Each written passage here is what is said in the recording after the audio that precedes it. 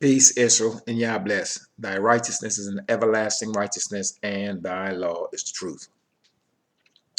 The title of today's lesson slash segment is Peace, Shalom. Once again, today's lesson is entitled Peace, Shalom. Now, I've been asked a question over the last few videos that I have done. And the question was, what is the purpose of righteousness, if not everlasting life? In other words, the individual is asking, well, if you are to walk in the Most High's law, statutes, judgments, and precepts, and you do not have any children, or you were not blessed with children, then in essence you are screwed or you are doomed. So in other words, what's the purpose of doing all of this if you may not have children and not be able to continue on long after you have left the earth?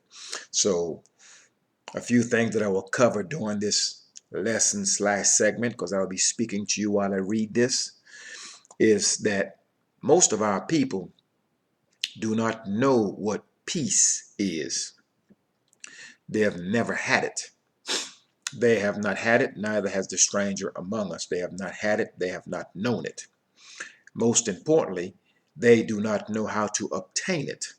So at the end of this lesson, I hope that those who are seeking peace because they are troubled will be able to identify what peace is and clearly have an understanding of how to obtain it.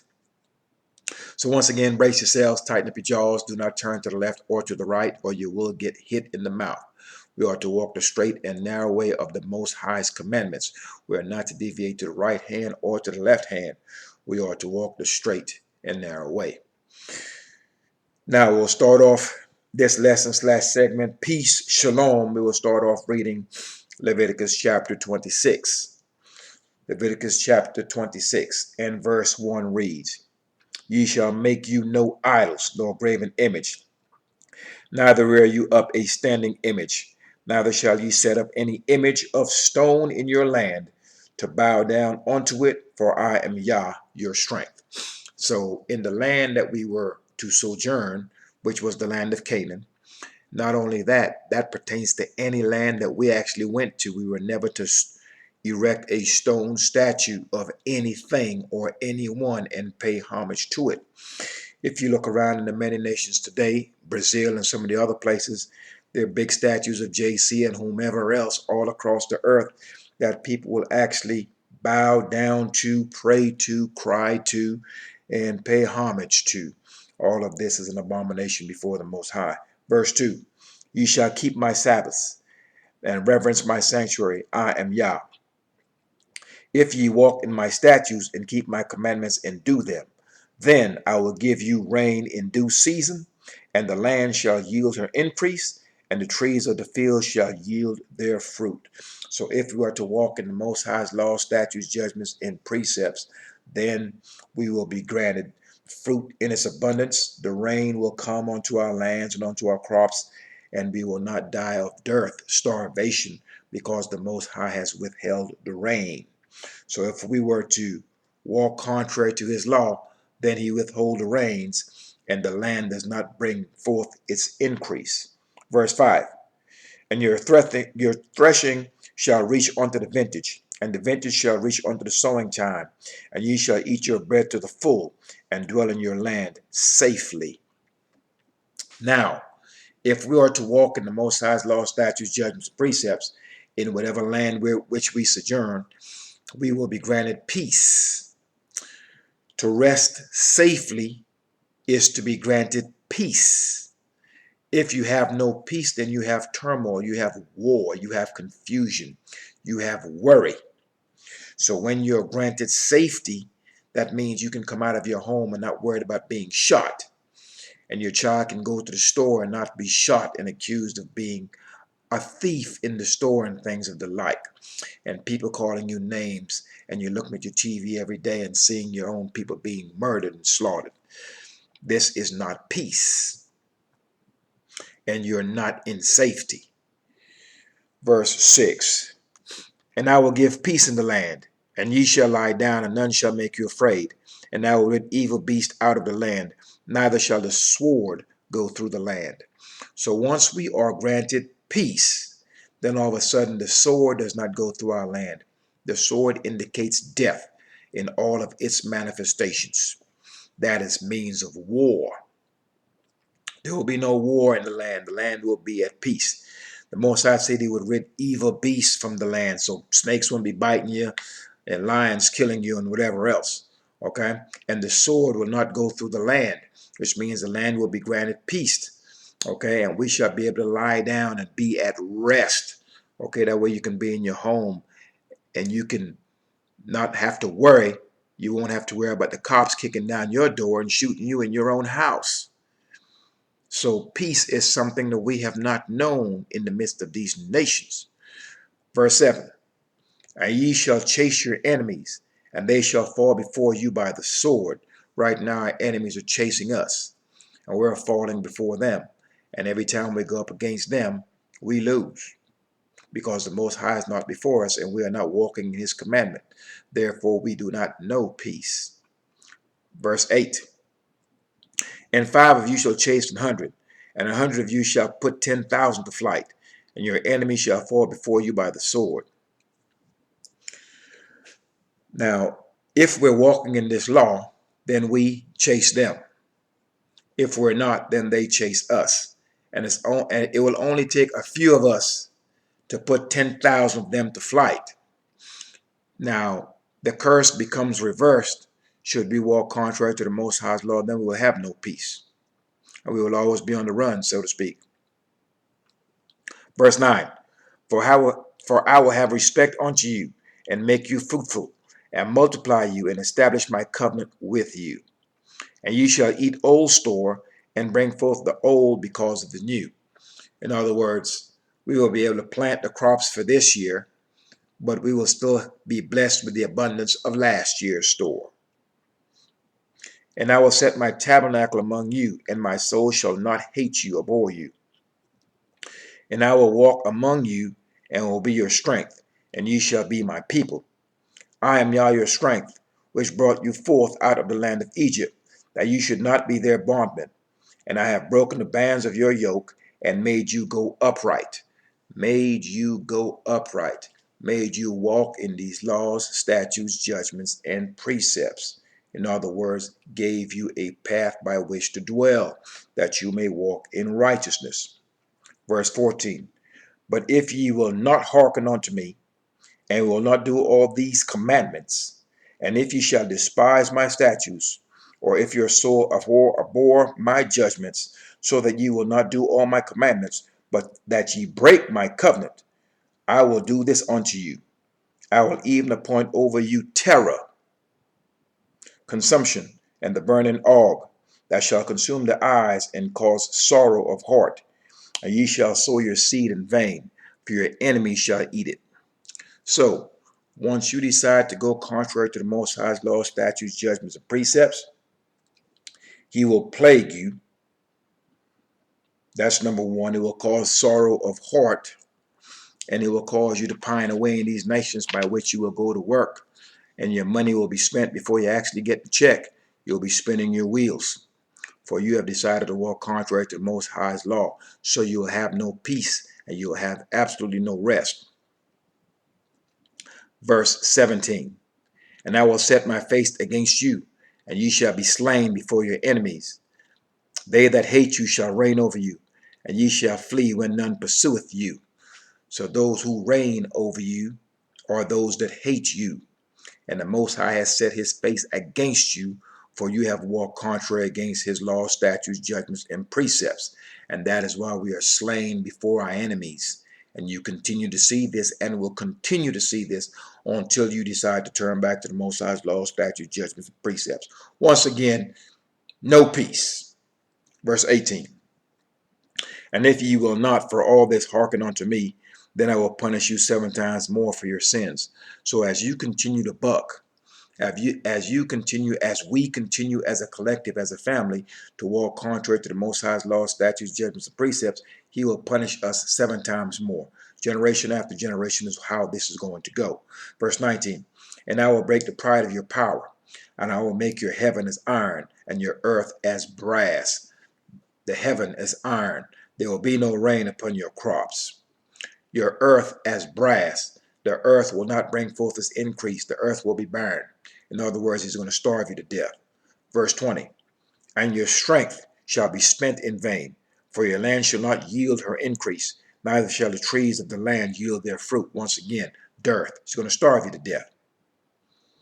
And if ye walk contrary unto me and will not hearken unto me, I will bring 7 times more plagues upon you according to your sins. You have seen the plagues that's been upon the face of the earth here lately. You've seen this COVID-19. If you think that's bad, wait for what comes after it. Verse 22, I will also send wild beasts among you, which shall rob you of your children and destroy your cattle, and make you few in number, and your highways shall be desolate. So he's going to kill our children. He's going to remove the cattle. He's going to cause us to have sorrow of heart and mind. In other words, once again, no peace. And if you will not be reformed by me by these things, but will walk contrary unto me, then will I also walk contrary unto you, and will punish you yet 7 times for your sins. Once again, the Most High is redundant. We have read that twice. Verse 25, and I will bring a sword upon you, that shall avenge the quarrel of my covenant. And when ye are gathered together within your cities, I will send a pestilence among you, and ye shall be delivered into the hand of your enemies. So once we gather together as a group, the Most High is going to send a sword in the midst of us, get us killed. What he's doing, he's avenging the quarrel of his covenant. You don't want to do it. You want to quarrel. Why do I have to do this? And I'm not going to do it. And that is your stance. And the Most High will avenge the quarrel of his covenant. He's going to remove those who are rebellious. And he said clearly he will send a pestilence among us, all manners of diseases, plagues, etc. And we will be delivered into the hand of our enemies. We already know that we're currently sitting in the hands of our enemies. We have been delivered in the hands of our enemies in the many nations in which we dwell. Verse 26, and when I have broken the staff of your bread, starve you to death. 10 women shall bake your bread in one oven, and they shall deliver your bread again by weight, and ye shall eat and not be satisfied. In other words, when the dearth hits, when the famine hits, and when there's a shortage of food, 10 women are going to bake the bread in one oven. There will not be enough food for everyone. We will not be satisfied. There will be a want for bread.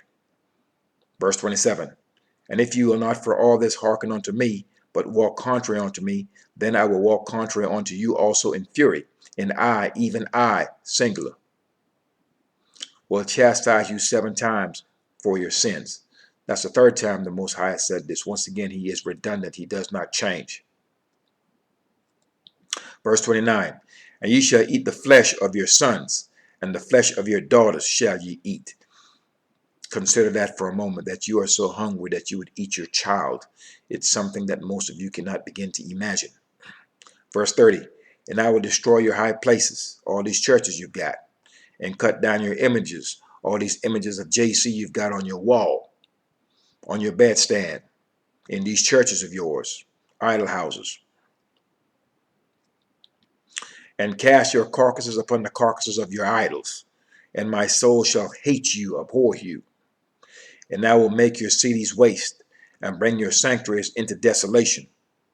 And I will not smell the savor of your sweet odors.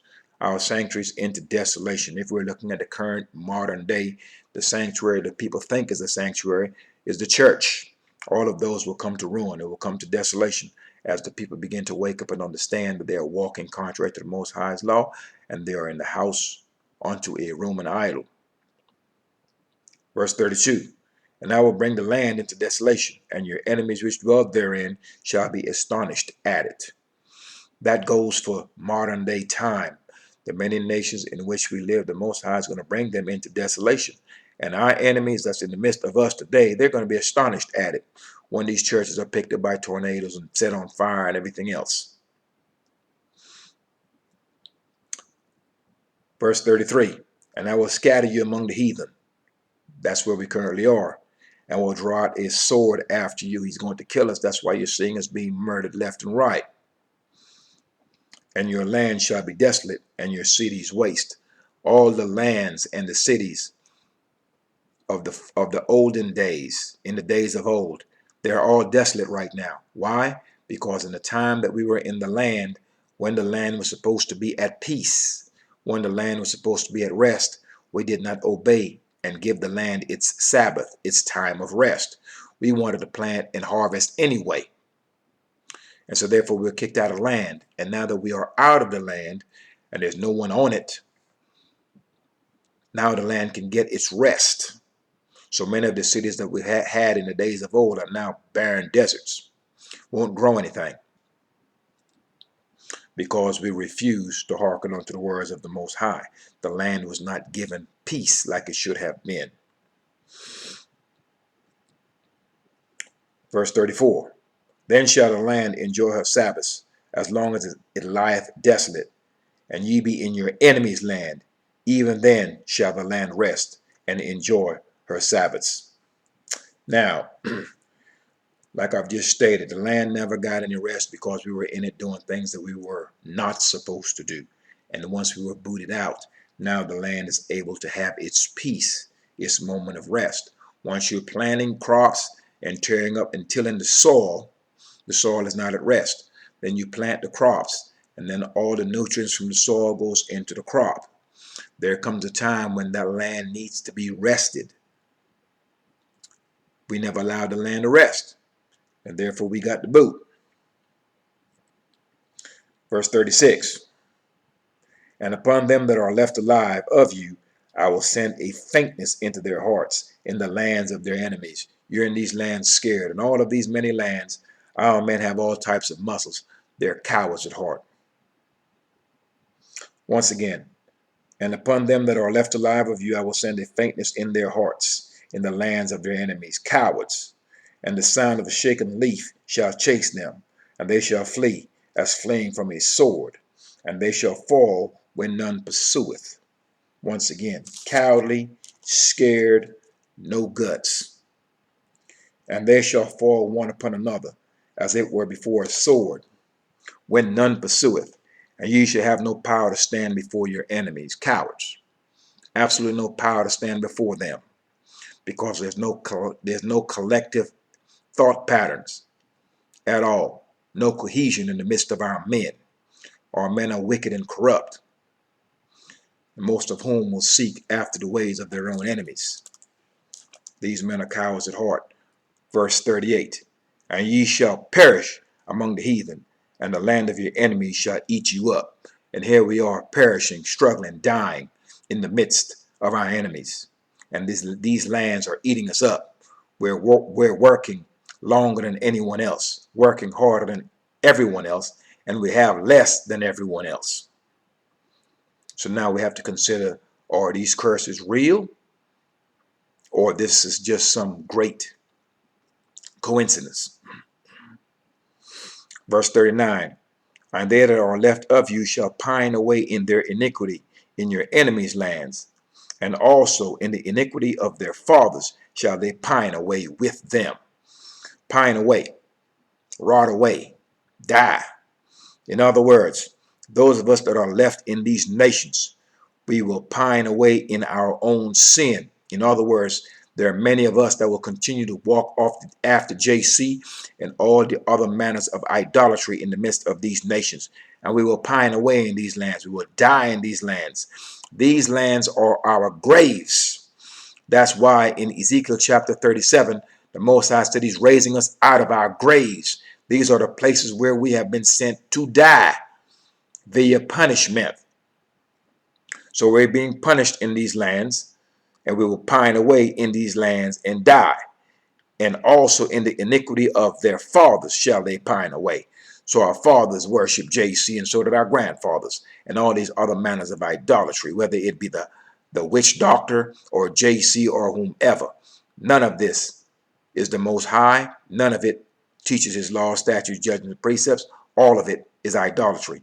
We have taken a hold of it, of that which our fathers gave us and our grandfather gave us, and it's been vain. our vain imaginations, and thus we are pining away in these lands. Verse 40, if they shall confess their iniquity and the iniquity of their fathers with their trespass which they trespassed against me, and that also they have walked contrary unto me. So we are to confess our sins and the sins of our fathers, for they are the ones that taught us this madness. And our grandfathers. Some of you have fathers who are preachers and grandfathers who are preachers that have taught you this nonsense that someone died for you. And these men are in cahoots with our oppressors, with our enemies, and therefore there's never been any fight in them.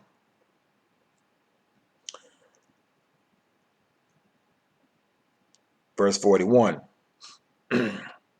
and that I also have walked contrary unto them, and have brought them into the land of their enemies. We are here because the Most High brought us here.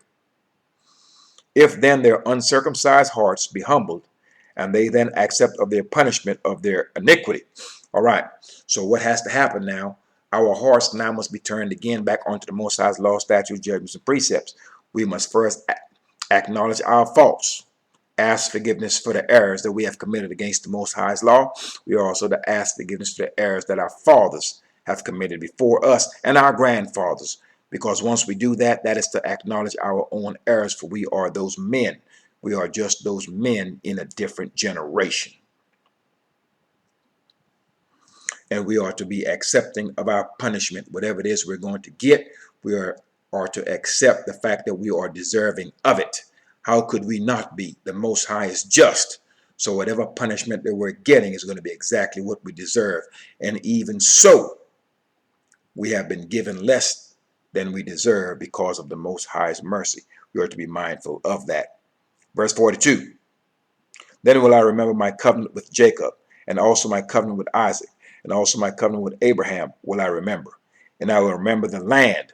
So once we decide to acknowledge our faults, turn towards Jerusalem, lift our hands in prayer, bow our heads, and be upon our knees, and acknowledge the violence that we've done towards the Most High's law, and the violence that our forefathers before us has done to the Most High's law, and we accept of our punishment, then and only then, once we have turned our hearts towards the Most High, that he will remember this covenant that he has made with our forefathers.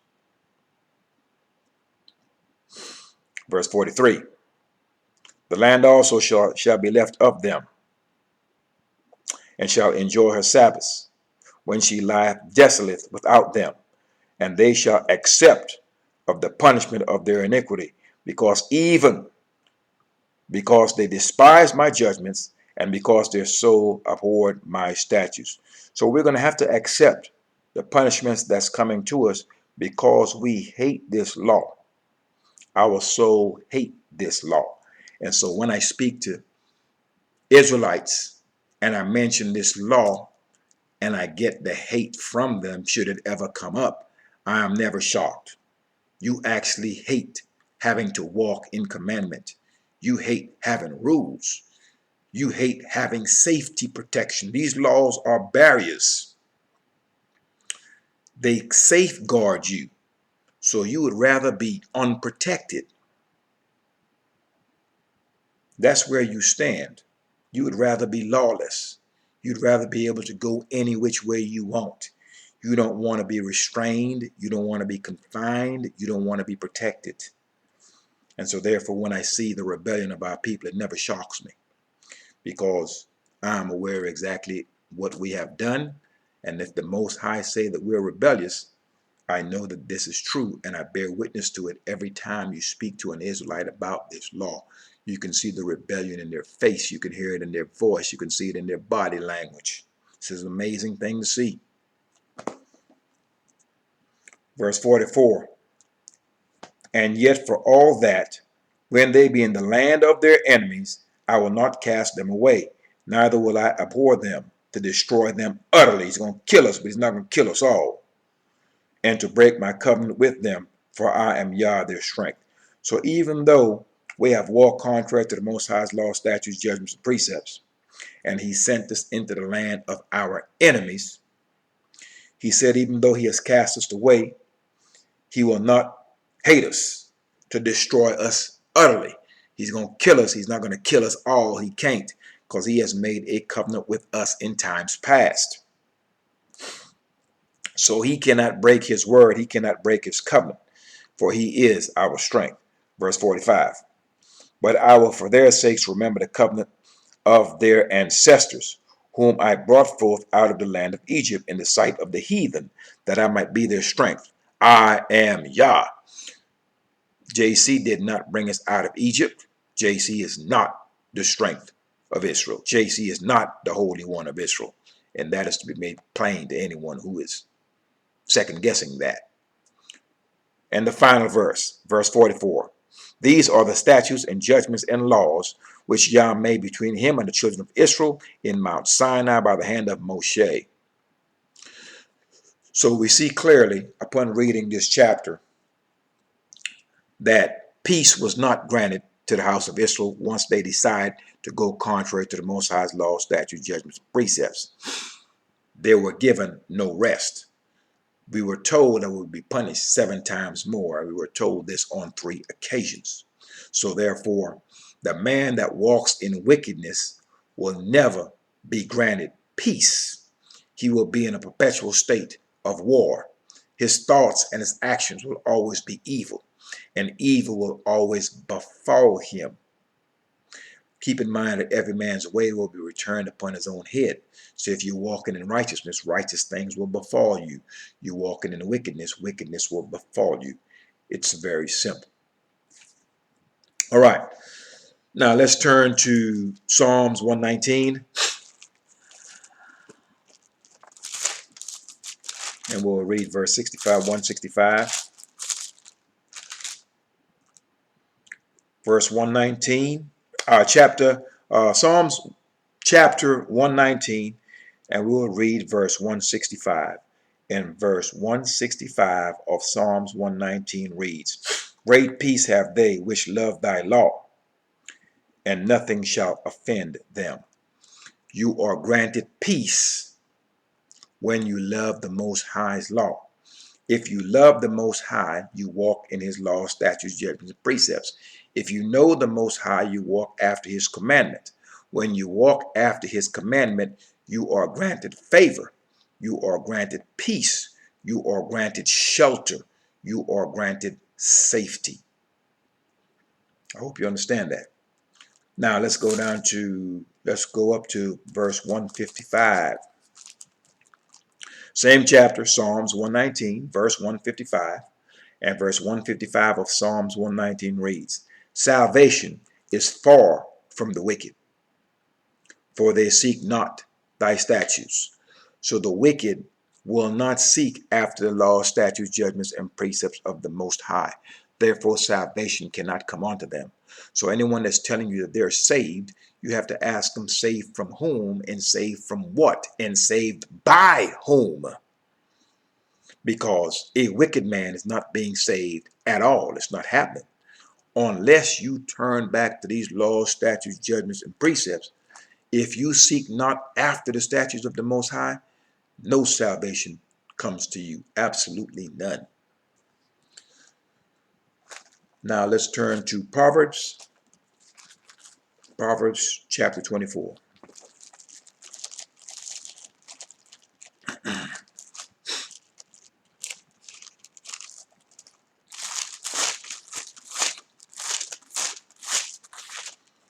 Proverbs chapter 24. And we'll read verse 20. Proverbs chapter 24 and verse 20 reads, For there shall be no reward to the evil man. The candle of the wicked shall be put out. So the brother had stated that, let the wicked continue to keep on sinning, for, they won't have any reward, so to speak. What's the purpose of righteousness, etc., is along the lines of how he expressed himself. So let it be clear that if you have no children, you're still to walk in righteousness.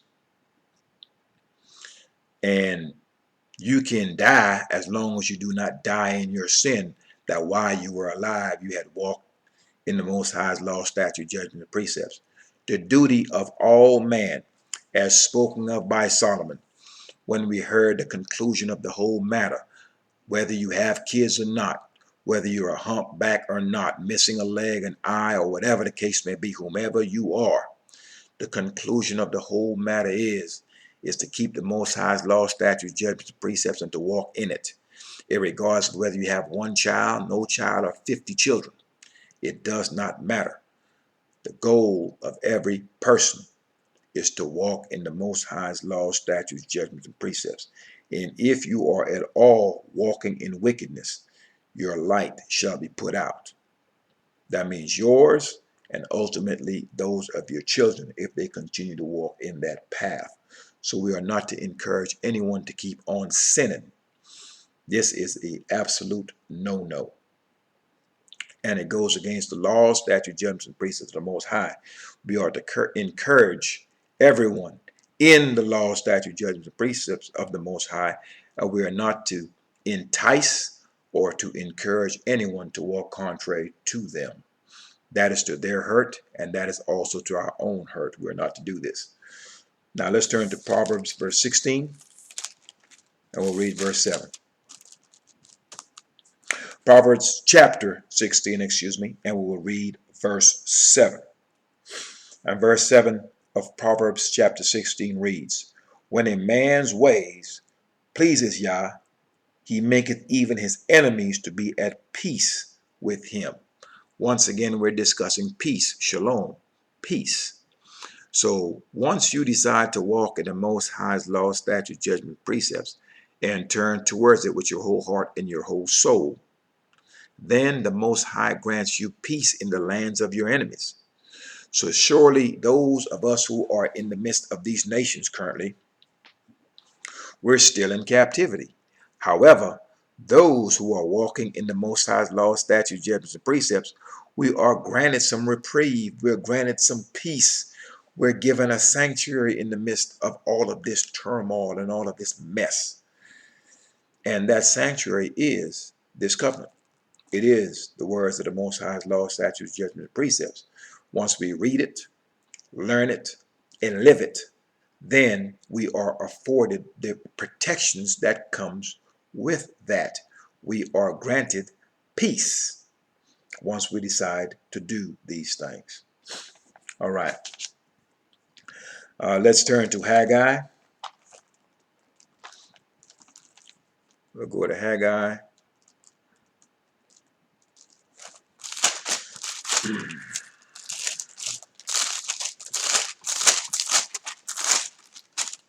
Go to Haggai chapter 2, and we'll go to verse 9. Haggai chapter 2. Haggai chapter 2, and we will read verse 9. And verse 9 of Haggai chapter 2 reads, the glory of this latter house shall be greater than of the former, saith Yah of hosts, and in this place will I give peace, saith Yah of hosts. So the Most High is speaking about the third temple. He is stating that the third one will be greater than the former, because the one that Zerubbabel them put up, that one was as nothing compared to the first one that Solomon had built. So he's stating in the third one is going to be greater than the former. It's going to be greater than all of them. And in that place, once that temple is erected, that he will grant peace. In other words, there will be no wars. No one will run through us. We will lie down and no one will make us afraid.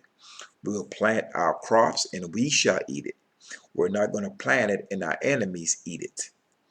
And the locust is not going to eat it. We will not be at war with our families, war with our own selves, at war with our brother, at war with our children, at war with everyone around us. We will be granted peace. And that is the beauty of this law and walking in it. You are granted peace. Now,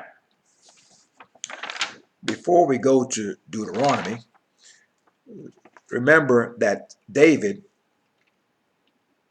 one of the Most High's anointed, he wanted to build a temple unto the Most High, and the Most High told him, your hands are full of blood. You are a man of war. David was raised up to subdue his enemies. That was his purpose. Why was he raised up as a warrior to subdue the nations around him? Was so that his son Solomon will be granted peace.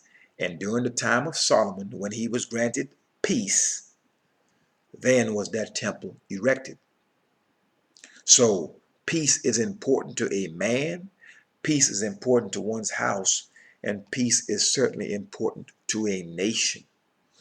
So David was a man of war, and the wars that he had subdued all the enemies of Israel, and thus his son Solomon was granted peace by which to erect that first temple unto the Most High. All right, let's go to Deuteronomy. Let's turn to Deuteronomy, the book of Deuteronomy. We'll look at chapter 4.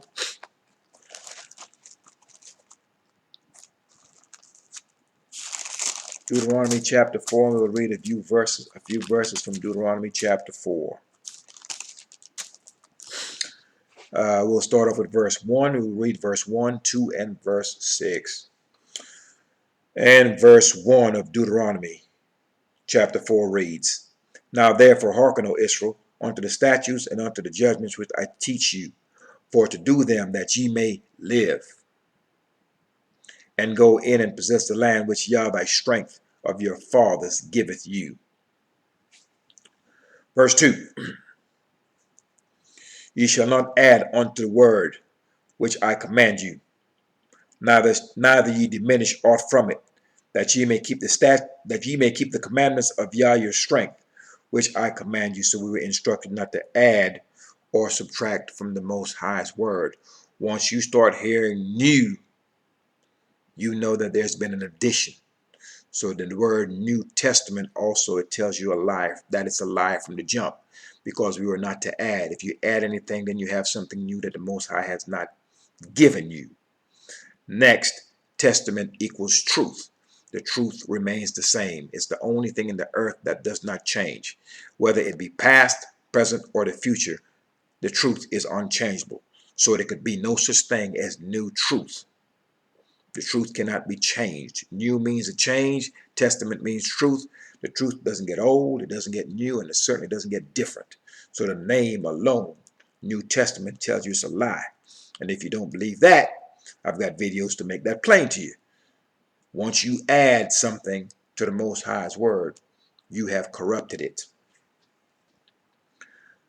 Let's go down to verse 6. Verse 6 reads of Deuteronomy chapter 4. Keep therefore and do them, for this is your wisdom and your understanding in the sight of the nations, which shall hear all these statutes and say, surely this great nation is a wise and understanding people. So by means of you going into this law, studying it, doing it, and returning unto it, the Most High light, his light shines upon you. You are now walking in Torah, you are now walking in commandment.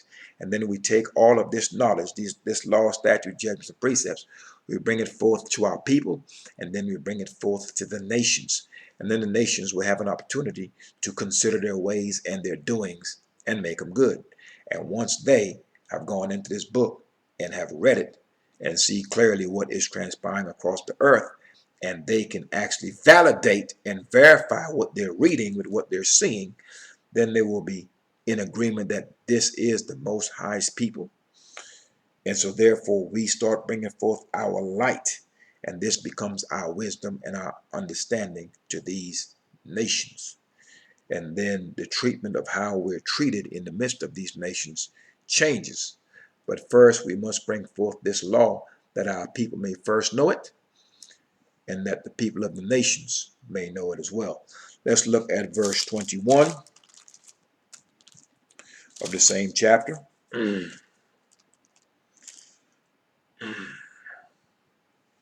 All right, let's look at we're still dealing with Deuteronomy chapter 4, and we will look at verse 21 through verse 30.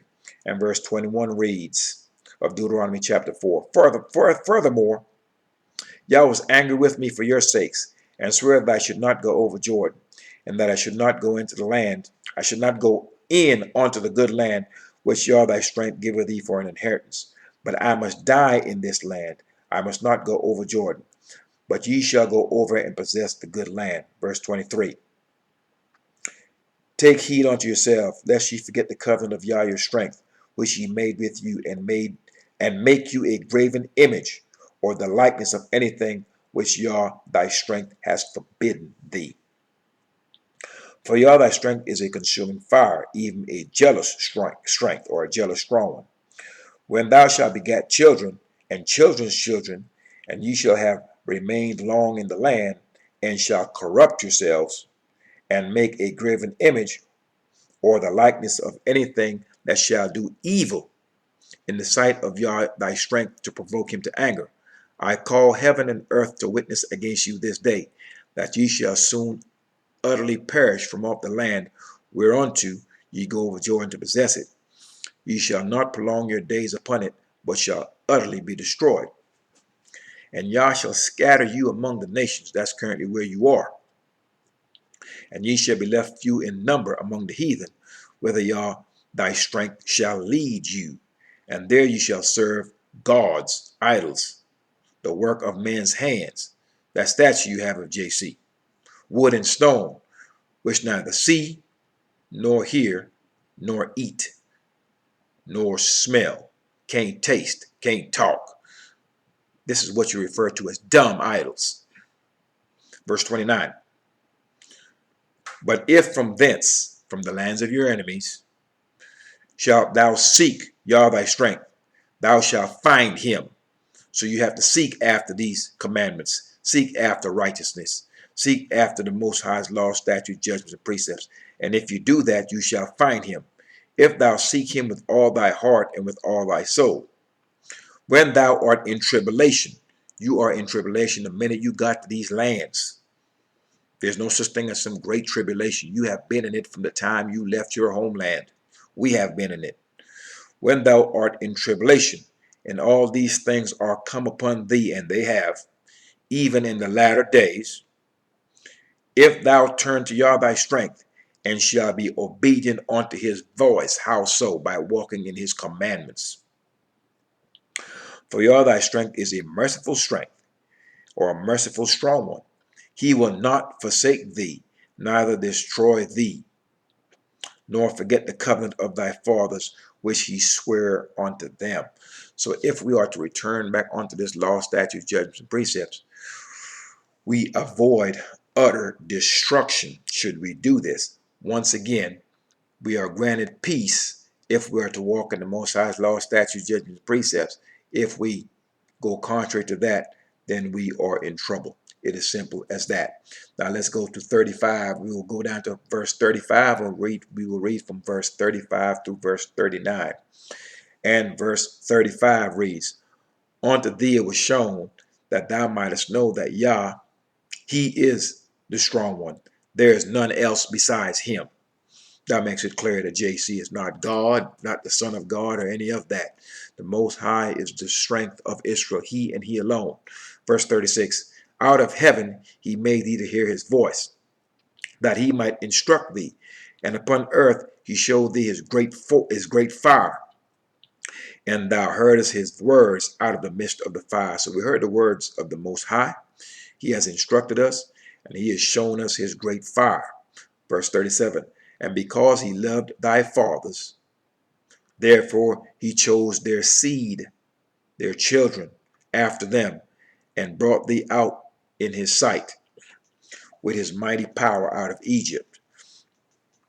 Verse 38, To drive out nations from before thee, greater and mightier than thou art, to bring thee in, to give thee their land for an inheritance as it is this day. Verse 39, Know therefore this day, and consider it in thine heart, that Yah, he is the strong one in heaven above and upon the earth beneath.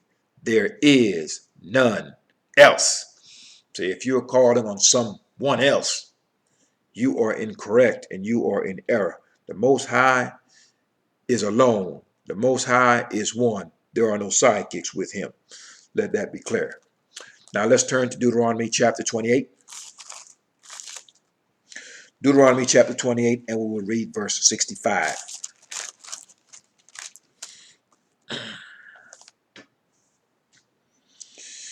And verse 65 of Deuteronomy chapter 8 reads, "And among these nations shalt thou find no ease, neither shall the sole of thy foot have rest. But Yah shall give thee there a trembling heart, and failing of eyes, and sorrow of mind." So here we have the Most High stating through Moshe that when we get to these nations, that we will find no ease, we will not be at peace. Neither shall the soles of our feet, our foot, have rest. And that the Most High will give us a trembling heart. We will be cowards in these lands. We will be terrified of our enemies in these lands. And failing of our eyes and sorrow of mind. We will be sorrowful, crying, begging, hollering, screaming because this affliction is upon us. Now, I want my people to understand the importance of Deuteronomy chapter 28. We have just read clearly that we will have no ease. No ease means no peace. No peace means no mercy. We're going to get the full brunt of the blow. We will have this trembling heart. So most of our men are acting like they're brave. They're not. These men are fearful of everything. And they will tell you how scared they are of the police and scared of everything else that's around them. Scared of a shaking leaf. These are grown men with big muscles that talk real loud. But the Spirit of the Most High is not upon them.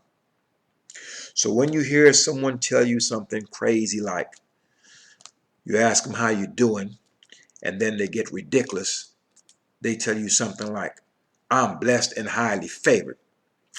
I often ask myself, blessed by whom? And how are you highly favored?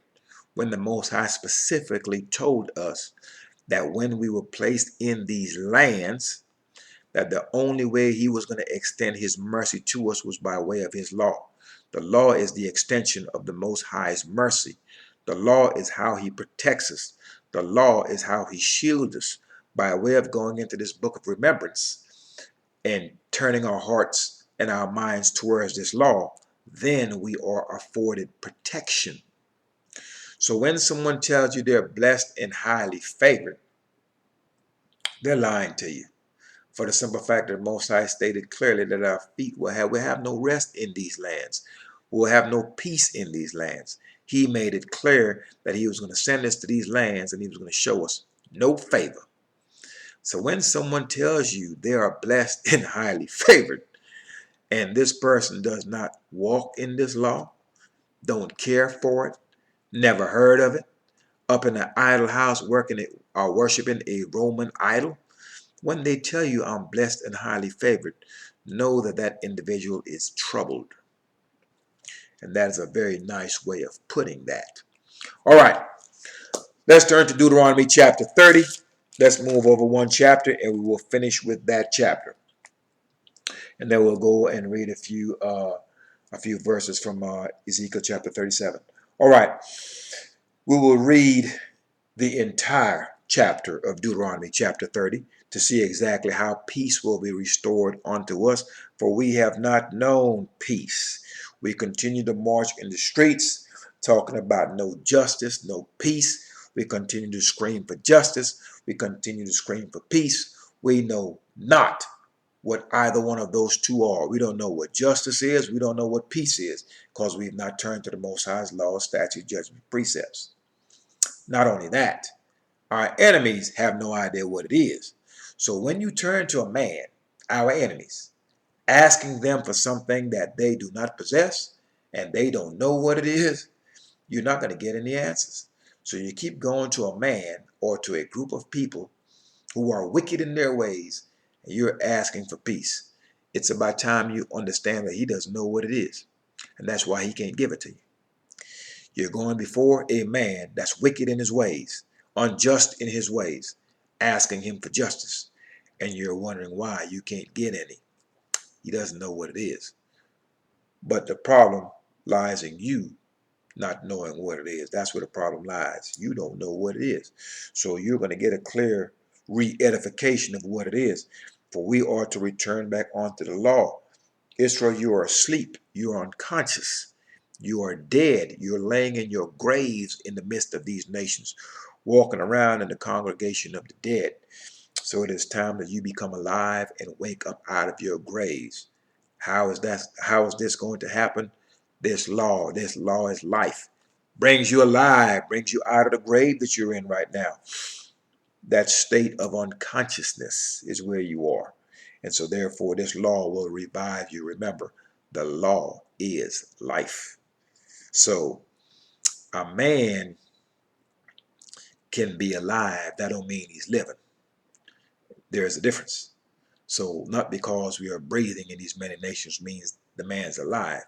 He's walking, talking, and breathing, but he's dead. He doesn't walk in the Most High's law, statutes, judgments, precepts. So therefore he's going to pine away in these nations. However, once you give him this law, he now becomes alive. He now becomes conscious of who he is and why he's where he is and what has happened to him. And so now he can make a great assessment of what's going on around him and make a decision on which way he shall walk, because he is now aware, he's now conscious, he's now alive. He is now what the young people would call as he's now woke. All right, Deuteronomy chapter 30, we'll read verse 1. And it shall come to pass, when all these things are come upon thee, the blessing and the curse, which I have set before thee, and thou shalt call them to mind among all the nations whither Yah thy strength hath driven thee. So the book of remembrance is going to bring us to recollection, going to bring us to remembrance. We're going to start understanding exactly what has happened to us.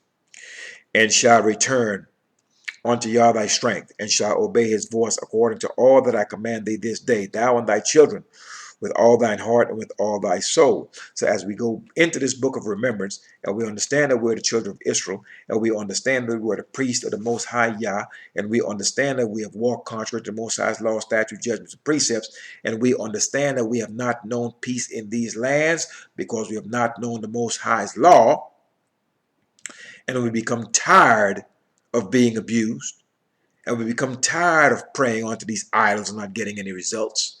Then we start seeking the Most High with our whole heart and our whole soul. And once we do this, we run smack up into this law. And once we read this law, we understand exactly this is what has happened to me and my people. This is where I have been in error.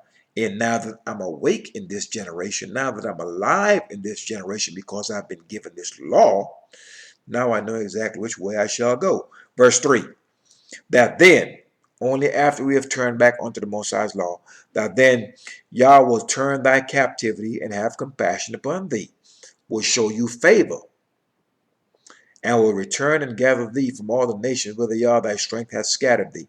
So once we turn back onto those laws, statutes, judgments, and precepts, us and our children, our seed, and do that which is right in the sight of the Most High, then he will have compassion upon us. He will grant us peace. Verse 4, if any of thine be driven out unto the utmost parts of heaven, from thence will Yah thy strong one gather thee, and from thence will he fetch thee. So regardless of where the Israelite may be under the sun, he could be in the faraway nations, wherever he may be, the Most High will fetch him. The Most High will bring him from wherever it is he has been scattered to. The Most High is going to fetch us and bring us back unto Jerusalem. Verse 5, and Yah thy strength will bring thee into the land which thy fathers possessed, and thou shalt possess it. And he will do thee good and multiply thee above thy fathers. We're going to be much more in number as a people. We will be blessed more than our fathers, for our fathers did not walk after the law. Verse 6, and Yah thy strength will circumcise thine heart. He's going to cure that rebellion that you've got in your heart and in your mind. And the heart of your seed and your children will want to walk in the Most High's law, statutes, judgments, and precepts. To love Yah thy strength with all thine heart and with all thy soul, that thou mayest live. Let me say that again. You are not alive until you've had this law. This is the awakening of the children of Israel in Ezekiel chapter 37. It is not dead people coming out of the ground. We have been wronged by our enemies in times past. If you read all of the book of remembrance in the days of old. At no time did dead people come out of the ground and took revenge for what was done to our people. It has never happened. It's never going to happen. Anytime revenge was taken for wrongdoing against our people, it was done by people that were alive. No dead man is coming back and taking revenge any place for anyone. He is dead. He continues to live by way of his children, by way of his seed. And that is it. Keep in mind that Solomon stated there's nothing new under the sun. So when you start having a mindset that dead people are going to come out of the ground and do anything, you've got to ask yourself, at what point in the book of remembrance did dead people ever come out of the ground and do anything? And the answer to that is never. So, you have it when the one prophet's bones hit the man's bones and he stood up. That's it.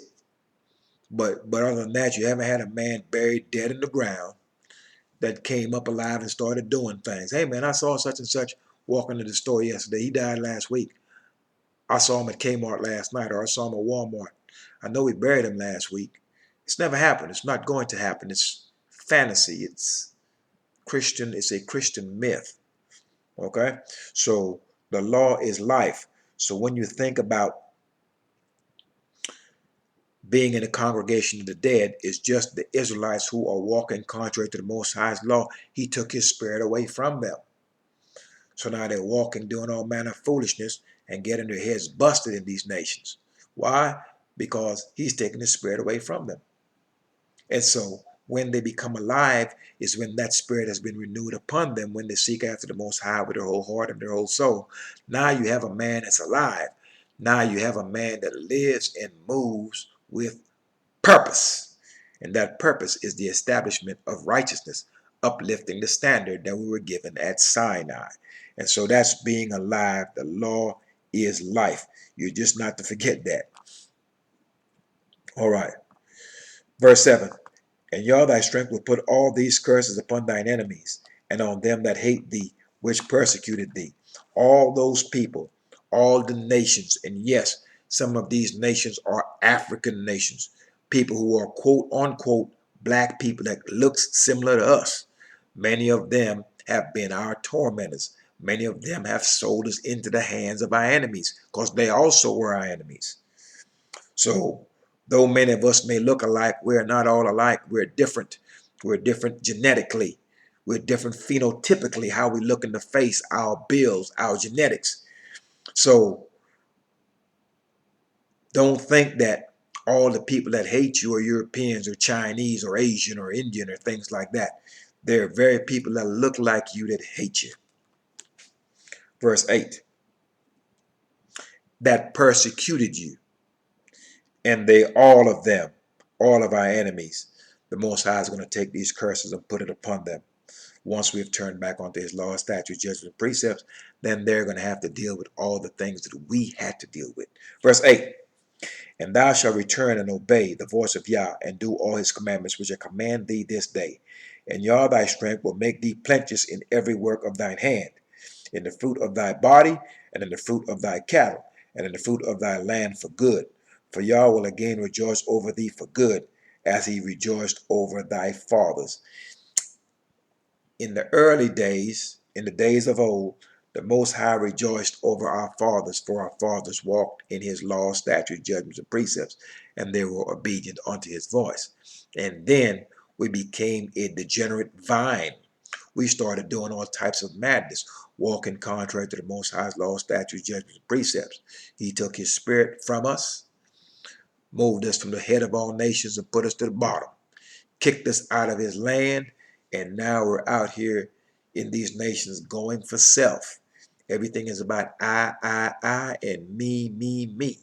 No one considers the law, statutes, judgments, and precepts of the Most High. They're living their own life, living their best life, doing what they want to do, not taking into consideration that they are to serve the Most High, and the things that they do has a direct result on their children, on their seed line after them. So we have to understand our responsibility to our families. And we're not to be of, I came here with nothing. I'm going to die with nothing. No one gave me anything. I'll make sure you don't get anything. You're going to have to struggle just like I struggle. This is just the mindset of our people, just absolute selfishness. It is a wicked mindset. Verse 10, if thou shalt hearken unto the voice of Yah thy strength, to keep his commandments and his statutes which are written in this book of the law, and if thou turn unto Yah thy strength with all thy heart and with all thy soul, for this commandment which I command thee this day, it is not hidden from thee, neither is it far off. It is not in heaven, that thou shouldest say, who shall go up for us to heaven, and bring it unto us, that we may hear it and do it? Neither is it beyond the sea, that thou shouldest say, who shall go over the sea for us, and bring it unto us, that we may hear it and do it? But the word is very nigh unto thee, in thy mouth and in thy heart, that thou mayest do it. So you don't have to send somebody up to the moon in a space shuttle to get it. You don't have to send someone over the sea to get it. It's right there at your bedstand. It's at your bedside. It's in your drawer. It's in your car. You have failed to pick it up and read it. And many of you have picked it up and read it and could not understand it. And many of you still don't. And if you're struggling to understand this word when you read it, there's a lesson on this channel entitled, Brother, I Don't Understand.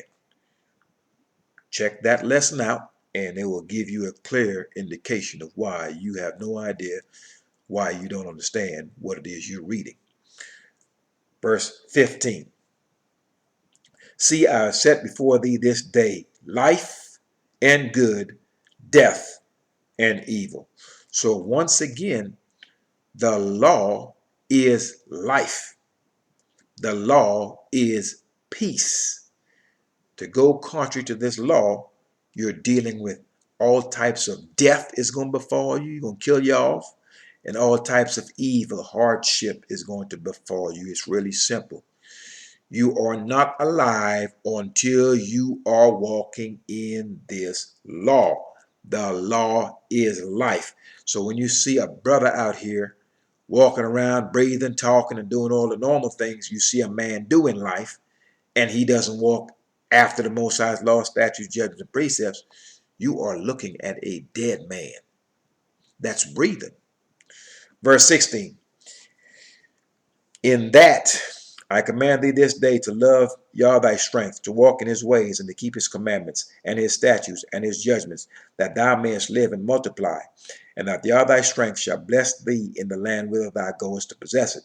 But if thine heart turn away, so that thou wilt not hear, but shalt be drawn away and worship other idols and serve them. So if you're like, you know what? Somebody tells you, JC died for your sins. He raised up in the third day. He's the Son of God and all this other madness. And he went up in the sky to prepare a place for you someplace. All of these pipe dreams and lies. If you are to be succored, you are to be drawn away and follow after this madness, then here's what you got. When you start turning after these idols, you done took the words of the Most High's law, statutes, judgments, and precepts, you chucked it up, tossed it behind your back. Now you're walking after JC and all the other manner of the idols upon the face of the earth. All these dumb idols that can't breathe, can't smell, can't see, can't taste, can't save, can't deliver. Then if you decide to let your heart be pulled away and you go after this madness, this is what you've got coming. Verse 18, I denounce unto you this day that ye shall surely perish. He's going to kill you. And that ye shall not prolong your days. He's going to kill you. You shall not prolong your days upon the land, whither thou goest to possess it over Jordan, or whether thou passest over Jordan to go to possess it. I call heaven and earth to record this day against you, that I have set before you life and death. Let me read that again. The law is life. So when the Most High presented that law before us, to choose the law is to choose life. Choosing to walk contrary towards that law is death. It's really simple. It's not hard to figure out. Verse 19, let me reread that again. I call heaven and earth to record this day against you, that I have set before you the law, life, and death, evil. walking contrary to righteousness. Blessings and cursings. Blessings for following the law, curses for not following the law. Therefore choose life. Therefore choose walking in this path. Therefore choose this law, that both you and your seed, your children, may live. So when you choose the law, then you and your children, if you have any, may live. If you don't have any children, and some people make a conscious decision not to have any children, you still walk in the Most High's law, statutes, judgments, and precepts, and you still teach the Most High's law, statutes, judgments, and precepts. For the duty of all man is to obey the Most High's commandments, and that's it. There's no explanation needed beyond that. Verse 20. That thou mayest love Yah thy strength. How do you love him? You obey him. And that thou mayest obey his voice, and that thou mayest cleave unto him, for he is thy life. Now I want you to understand that the law, statutes, judgments, and precepts of the Most High are a direct written representation of him. That is his righteousness. When we turn to these words and do what we're instructed to us, that is us turning to the Most High. So he is our life. This law is our life. This law is him. And the length of thy days, that thou mayest dwell in the land which Yah sware unto thy fathers, to Abraham, to Isaac, and to Jacob, to give them. So this is our life. We are to turn to it. And once we continue to walk in it or turn back onto it, then we shall have peace. To turn away from it, it's turmoil. It's trouble. Very simple. All right. Let's turn to Ezekiel chapter 37. That completes Deuteronomy chapter 30.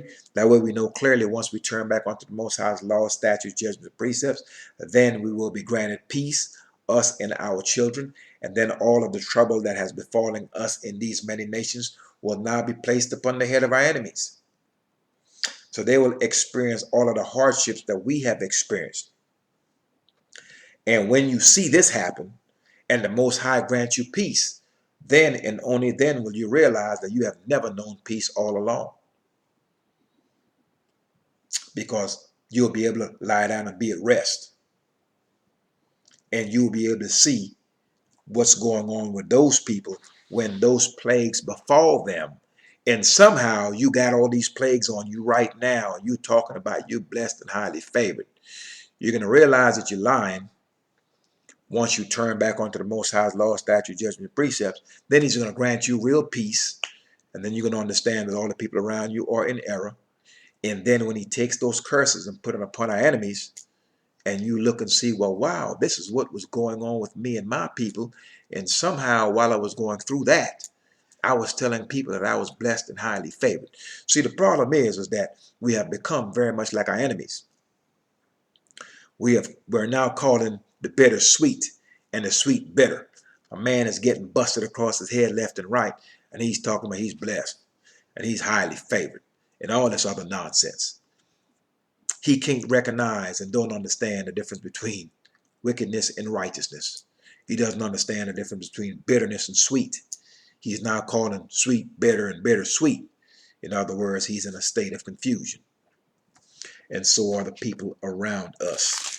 Now let's turn to Ezekiel chapter 37.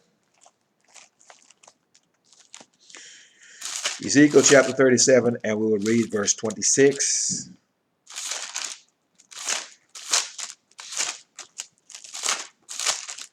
Ezekiel chapter 37, and we will read verse 26 through 28.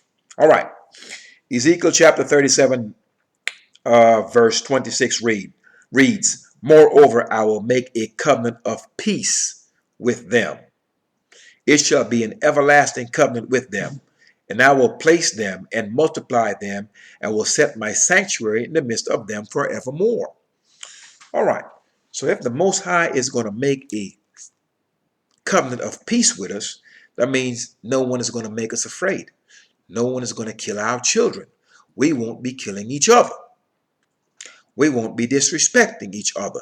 Other people that's been killing us won't be killing us. Those people who have disrespected us won't be disrespecting us, because the Most High is going to grant us peace, and we will not be granted peace until we acknowledge what we have done to the Most High, and we turn back unto Him with our whole heart and our whole soul, and hearken unto His voice by walking in His commandments. Then we will be granted this covenant of peace, and no one's going to mess with you. You have to worry about your child being killed. You have to worry about being shot down in your own home, because there will be no violence in the midst of your land. You will be granted peace. You will not have to deal with your wife, you and your wife at war in your house, you and your children at war in your house. All right. Verse 27. Now, let me go back to 26. At 26, the Most High said that He will multiply us. In other words, we're going to be numerous in number. Now keep in mind, the Most High has multiplied our nation already, but He has not multiplied our joy, because we're in captivity. So though we are growing in number, these curses are upon us. So we're increasing in number, but He has not increased our joy, which means we are in a state of perpetual worry and trouble and tribulation. We have not been granted peace. Now the Most High states that He will put His sanctuary in the midst of us forevermore. How will people know that we are the people of the Most High? Because when you come to pay homage to the Most High, you're going to have to come where we are, because He's going to have His sanctuary in the midst of us. So it's going to be clear exactly who His people is, because His sanctuary is going to be in the midst of them, and so will He be, just like He was in the days of old. So when people tell you something silly, like God made Himself into a man to come down to be in the midst of people, it's foolishness. The Most High has always been in the midst of His people, and He will do it again when we build that third temple, and that sanctuary is in the midst of us, and so is the Most High.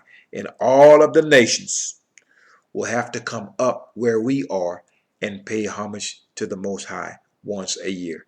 They will all have to do this, and the law will go forth from Zion. It will not go forth from the sky. So you're not dying and going up into the sky. This is a Roman Christian myth. Verse 26. My tabernacle also shall be with them. Let me read that once again, because I've just said that in English. So I'm going to read that out straight from the scroll. My tabernacle also shall be with them. I will be their strength, and they shall be my people. We have always been His people. We will always be His people. And that is why you see men like me teaching this law. You've never seen a Chinese man teaching this law to the nations. You haven't seen it. You've seen a European man teaching this law to the nations. Where at? Verse 28. And the heathen shall know. Once again, these are our enemies. And the heathen shall know that I, Yah, do sanctify Israel. So these heathen, these nations that's been spitting in our faces, killing our kids, sitting at the dinner table calling us N-word and calling us all types of names, that have passed all types of laws against us, that's shooting us down in the street, that's denying you a job, that's treating you foul, that have treated your great-grandfather foul and is now treating you foul, etc., etc. They're all going to know that the Most High sanctifies us. How are they going to know this? Because His tabernacle is going to be placed in the midst of us. And the very people that they have hung, killed, beaten up, bad-mouthed, made laws against, and all these other things are going to be the very people they're going to have to crawl up to. They're going to have to come to these very people to have their lives spared, to pay homage to the Most High. And all of us who have been at the bottom, we will gain our rightful place at the top, the head of all nations. And the man that hated you is going to have to come through you to get to the Most High. He's got to come through your land to go talk to your God. And he's going to know that your God strengthens you. Verse 28.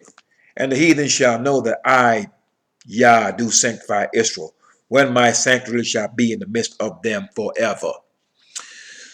So that sanctuary is going to be sitting there when that third temple is built. And all nations are going to have to come up to it once a year. We're going to be right there smooth in our dress, righteous in our ways, us and our children. And when you come up there, you're going to be afraid and you're going to be respectful. You will not be as your fathers have been in times past. Because the Most High would have poured out his Spirit upon us. We would have turned to his law, statutes, judgments, and precepts. His light will shine from us.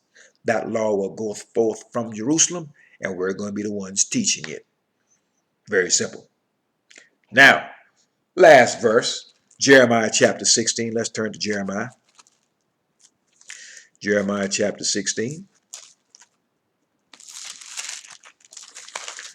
Jeremiah chapter 16, and we'll read verse 13. And verse 13 of Jeremiah chapter 16 reads, Therefore will I cast you out of this land into a land that ye know not. So this is the Most High speaking to the children of Israel, that we're going to be kicked out in the lands that we don't know. Hence, we're in the Americas, we're in Central, South, Latin America, the Caribbean, North America, Asia, Africa, and places like that. We're to the four corners. So he was going to cast us out, give us the boot, kick us out in a place that we didn't know. Neither ye nor your fathers. We didn't know of these places. Our fathers didn't know of these places. And there in these places where we are, that we were going to serve all these strange, weird gods that we didn't even know about.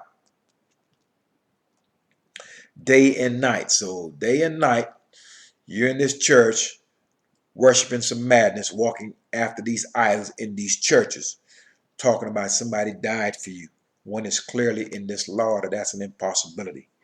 You're going to a church talking about that's the house of God, when God has made it plain he only had one house in one place.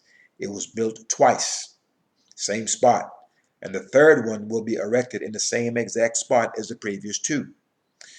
He's never had a house in South America. He's never had a house in South Carolina, where I live. New York, Philly, Atlanta, Cali. He's never had a house in these places. Never had a house in Indonesia. Never had one in Saudi Arabia. Never had one in Australia or any place else. Most High's had one house. He's had two of them built, same spot. However, he is stating when we're in these lands serving these idols, these abominations, he will show us no favor. And I will read this in its entirety. Therefore will I cast you out of this land into a land that ye know not, neither ye nor your fathers, and there shall ye serve other idols day and night, where I will show you no favor. So here you have Israelites running around talking about I'm blessed and highly favored, when the Most High said clearly, I'm going to kick you out into these lands. You're going to be serving all of these idols. You're going to be blind and deaf in these nations. And a blind man that's also deaf is dumb. So you're going to be dummies in these nations. I'm going to kick you out, and I'm not going to show you any favor while you're there. And then an Israelite have the nerve to look you in the face when you say, hey man, how you doing? Or hey sister, how you doing? Oh, I'm blessed and highly favored. You're a lie. You're telling a lie. You're confused. You're disillusioned. You're calling sweet bitter and bitter sweet. And you're so silly you don't even know it. However, that is the purpose of a challenge such as this. To bring forth the Most High's righteousness. That the light of the Most High's righteousness may shine upon you. That way you may see why you're stumbling. That way you may see how dirty you are. And then you have to make a decision on whether you want to clean yourself up or not. All right. So the purpose of this lesson, peace, shalom. The purpose of this lesson is so all of the house of Israel knows and understands how to gain peace. We gain peace. We gain favor. We gain mercy. We gain protection when we return back onto the Most High's law, statutes, judgments, and precepts, and we walk in it, us and our children. This is how we are entered into a state of peace. Now, what is peace? Peace is the absence of war, the absence of turmoil. Now, Let's look at some of the things that may cause someone to not be at peace. If you're sick, you're not at peace. Your mind isn't right. For when you're sick, your main concern is to get well. You may be losing weight. You're thinking exactly what may happen if you die, etc., etc. Your mind is not at peace when your health is not right. If you're living with a woman that is in opposition to the Most High's law, you're not at peace. If you're living with a woman that wants to go lay down with other women, you are not at peace. If you're married to a woman that is doing adulterous things, laying down with other men to your knowledge and you know it, you are not at peace. Neither is your house. If your son is being thrown in jail left and right, you're not at peace. If your son is a thief, you're not at peace. This can be your son or your daughters. If your son is a gay man, you're not at peace. You're embarrassed and you're disgusted, or you should be. Because right there, you know good and well your seed is cut off because he's not going to have any children right off the bat. So if your children are walking contrary to the Most High's law, you're not going to be at peace. Neither will they. When things are in harmony and people are doing that which is right, then the Most High grants peace. So if your finances are out of order, there's no peace in your house. If you're ill, there's no peace. And no peace can cause you not to rest, because peace is rest. You won't sleep as good as you're supposed to because you're not granted any rest. This is why the Sabbath day is so important, because it allows you to pretty much disconnect from all the troubles of everyday life during the week. And when you decide to observe the Most High's Sabbath, though we are in captivity, for that 24-hour period, you are granted rest. You can rest your mind, you can rest your body, and you can anchor yourself in the Most High's law, statutes, judgments, and precepts, that you may be recharged for the next week to get you through to the next Sabbath.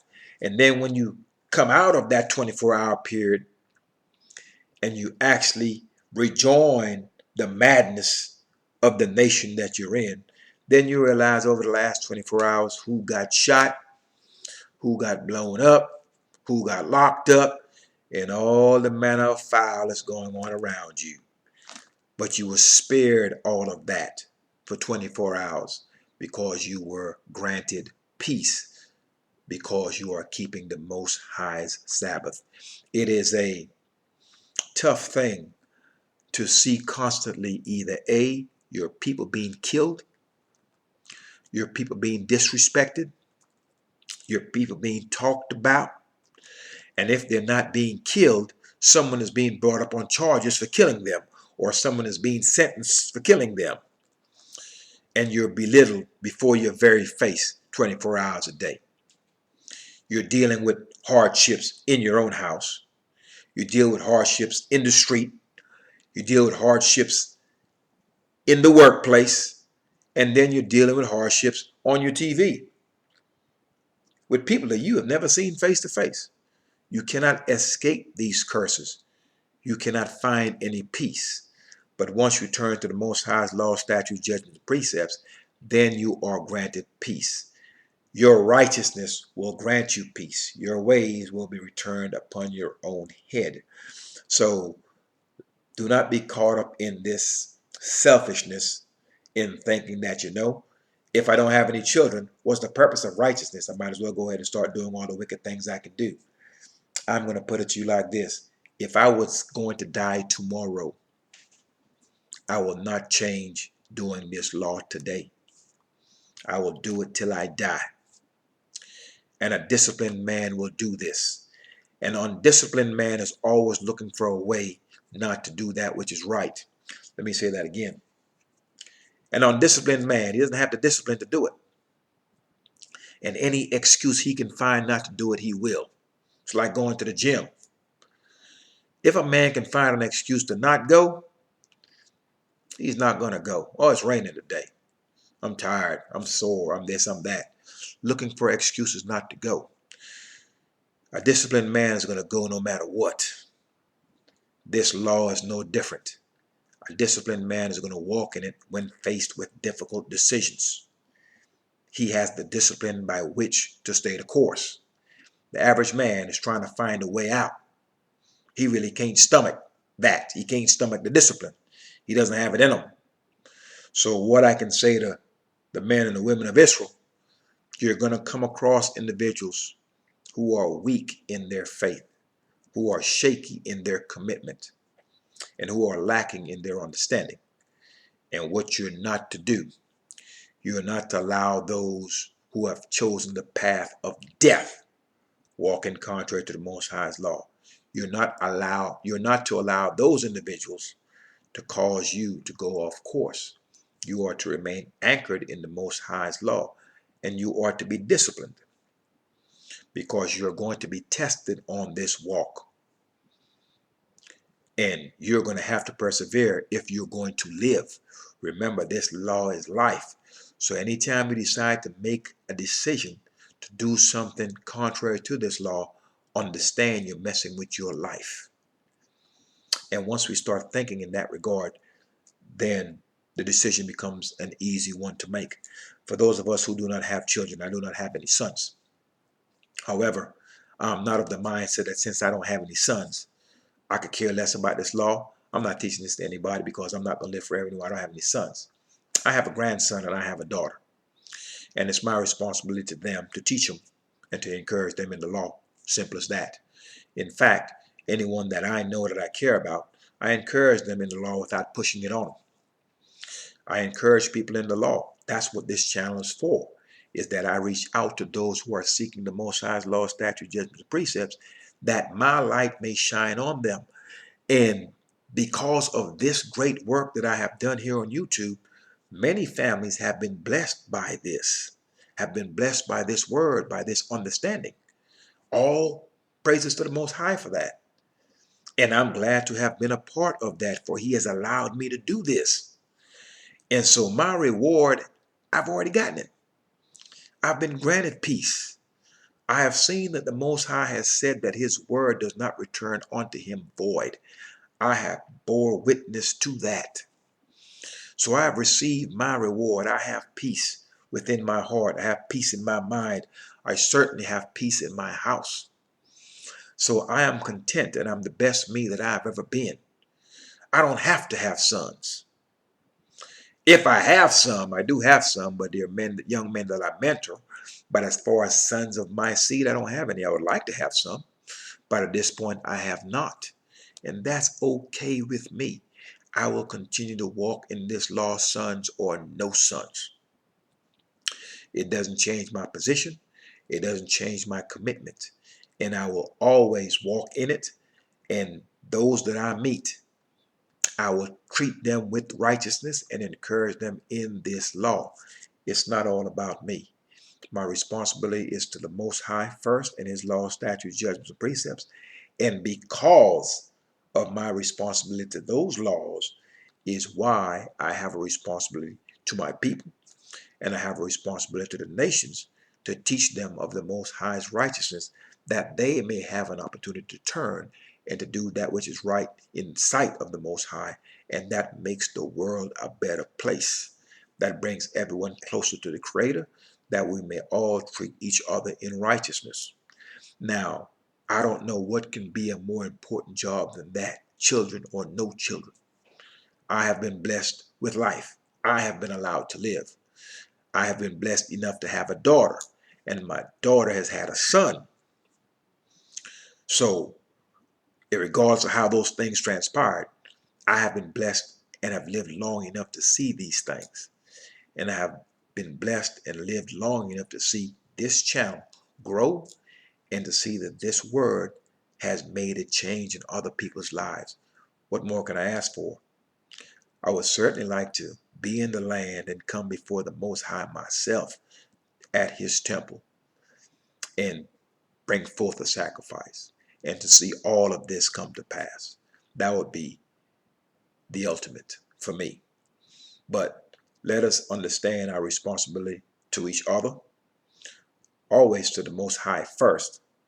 But once we turn to this law, then we really begin to understand our importance to those that are around us. When you shine your light in the dark, there's no telling who can see it. Because if you shine a light in a pitch dark place, no matter how far away someone is, they may see it. And those who seek the light will come to it. And it is a selfless act when you decide to come before your people and give them information that is life-changing. This law is life-changing. So do not take the stance that you can just go ahead and just do what you want because you don't have any kids, you're not going to live forever anyway, and all this other stuff. You get your blessings while you're here. And if you do that which is right in the sight of the Most High, He may bless you to have many sons and many children. And they may continue to be blessed through the generations. But if you do not have any children, you are still to walk in the Most High's law, statutes, judgments, and precepts, and you are at no time to encourage anyone to sin or to encourage anyone that's going to do things that's going to bring harm to themselves, harm to their house. And if anyone should encourage anyone to do that, that's to bring harm to yourself as well. So you're not to do these things. So I hope this lesson helps someone understand what peace is. And this is a thing that we have not known. And we will start to know it once we return to this law, to see what it's like to be at peace, see what it's like to be at rest. And until we turn unto the Most High's law, statutes, judgments, precepts, we will never know peace, nor will the stranger ever know peace. This is why all of these European nations that we're in are always in a state of war. They have never known peace. However, our job is to teach the house of Israel what peace is, how they can attain it. And we are also to teach the nations peace. And they will learn peace through the Most High's righteousness. We cannot go around blaming people for being evil when no one has ever told these evil rascals how evil they are and what evil is and what righteousness is. They've been evil, but they don't know what righteousness is because you have not stood in your lot to teach them. And that is the job of the men and women of the house of Israel. So, man of Israel, woman of Israel, stand in your lot, teach this word. If I can reach 450 individuals that has actually subscribed to this channel, there are many more that have seen these videos. But imagine if half of you took up this mantle and started to teach on your channel. How many more people can be helped by this, can be reached by this? So I'm granted peace for the work that I have done. You have granted, some of you have been granted peace for turning back onto the law, statute, judgments, and precepts of the Most High. How much more peace can you be granted if you, being at peace in your home, decided that you would teach this law, stand up in your lot, make your channel, share that which you have been allowed to see and understand, and you gain 500 followers that's actually listening to you read the law and explain it. And they and their house has turned to the Most High's law, statute, judgment, and precepts. How many more blessings will you get if you were to do that? These are things to consider. We must stand up in our lot. We must magnify the Most High's law and make it honorable. That is our job, to walk in this law. That is the duty of all men. That's men with or without children. Peace, Israel, and Yah bless. Thy righteousness is an everlasting righteousness, and thy law is the truth. And peace to the stranger that will take a hold of the Most High's law, statutes, judgments, and precepts, and will do them and walk in righteousness. You also will be granted peace. Peace, Israel, and Yah bless.